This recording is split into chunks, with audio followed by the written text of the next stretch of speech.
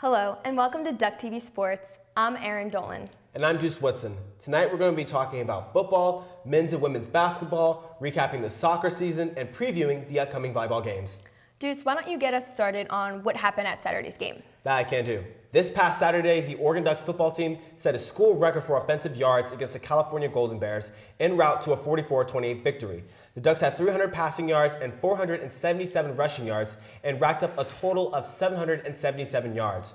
Oregon quarterback Vernon Adams, who threw the 300 yards, also tossed 2 red zone interceptions, but he still managed to account for 5 of the Ducks' touchdowns.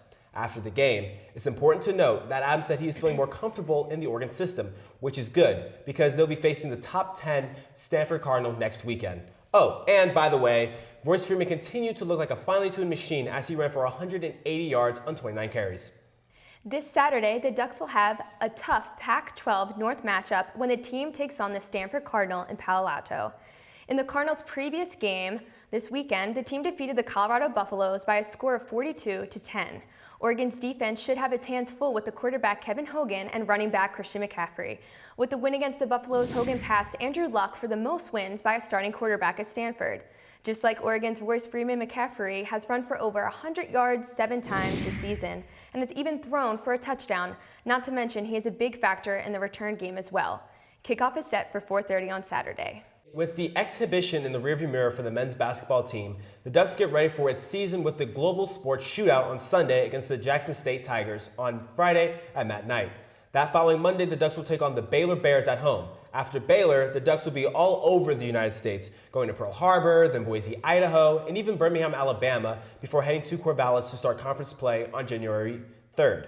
Throughout the month of November, the Ducks will have 6 straight home games before heading to Sin City to take on the UNLV Runnin' Rebels on December 4th.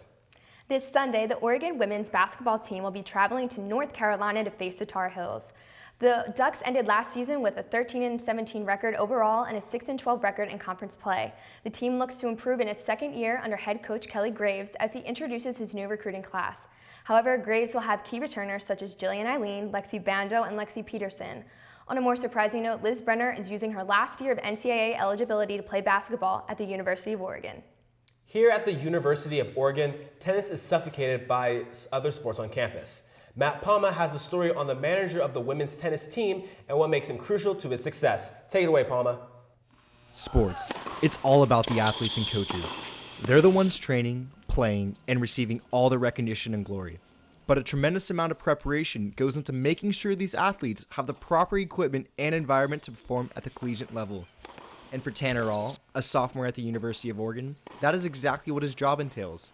Tanner is the manager for the women's tennis team and is responsible for many behind-the-scenes aspects for the team. I'll get to practice 5 or 10 minutes early before they start warming up, and I'll get the ball baskets out, just kind of open them up, get all the balls ready, set up the spark ladder so that they can do their warm-ups. Tanner's role during practice includes retrieving loose tennis balls and setting up cones for drills, as it gives the athletes and coaches more time to focus on training.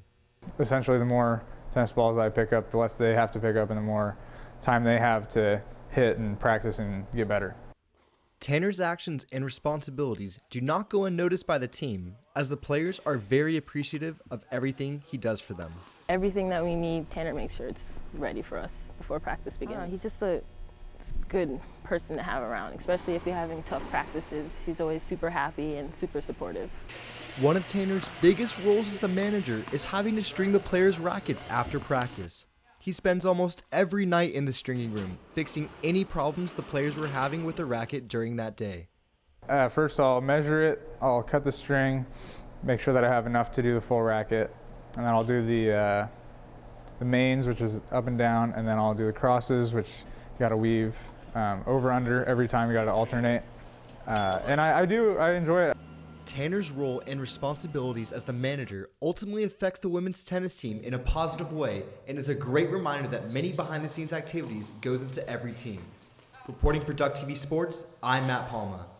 Thanks, Matt. On Thursday, the Oregon volleyball team was swept by the Stanford Cardinal 3-0.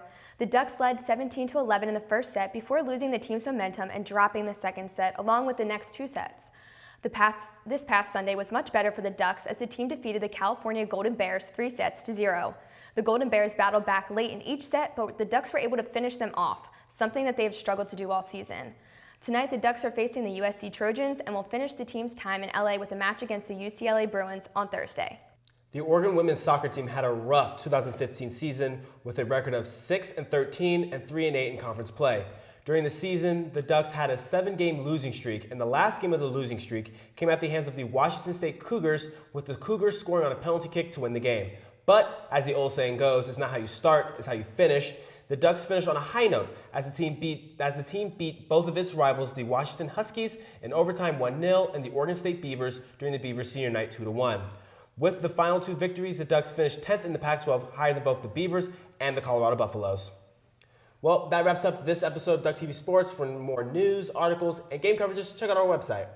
And be sure to follow us on Twitter at Duck TV Sports for constant updates on Oregon athletics. Now, before we roll the credits, we at Duck TV Sports want to take a moment to say thank you to all of our servicemen and women and wish them a happy Veterans Day. Without your sacrifices, none of this would be possible. So, signing off, I'm Deuce Woodson. And I'm Erin Dolan. See you next week, Eugene.